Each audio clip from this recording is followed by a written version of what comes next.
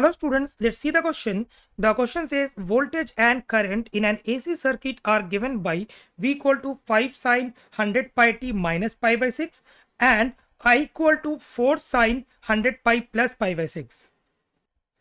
Option 1, voltage leads the current by 30 degree. Option 2, current leads the voltage by 30 degree. Option 3, current leads the voltage by 60 degree. And option 4, voltage leads the current by 60 degree. So इस तरह के leading and lagging question में अगर directly हमसे voltage lead या voltage lag पूछा जाए तो हम लोग सबसे पहले दोनों का फेज निकाल लेते हैं. सो V जैसे कि देख पा रहे हो, this is 5 sine of 100 pi T minus pi by 6. So इसका फेज कितना है? अगर मैं इसको इस फॉर्म में लिखूं 5 sine omega T plus five one. So ये फाइव वन का वैल्यू कितना है? फाइव वन का वैल्यू है माइनस पाई बाई 6. करंट के केस में देखना I equal to 4 sine 100 pi T plus of pi by 6. So current वाले केस में फाई टू कितना है? फाई टू आपके पास पाई बाई 6. सो अगर हमें यहाँ पे लीडिंग या लैगिंग बताना है, सो ये दोनों जो फेज आया है दोनों वोल्टेज एंड करंट का, इसके हेल्प से बताना पड़ेगा.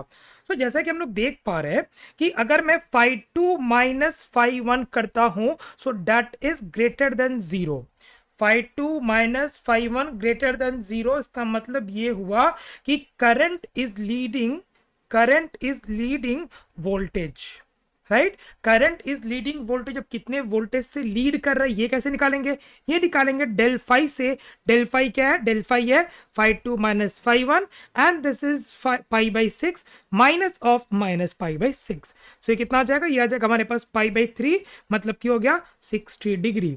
तो सबसे पहले दोनों का फेज निकालेंगे, उसके बाद फेज डिफरेंस निकालेंगे.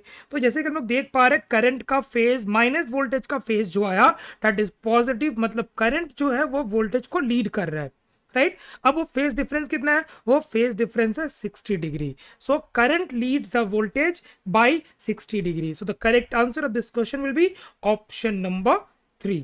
सो I hope all of you got the answer. Thank you.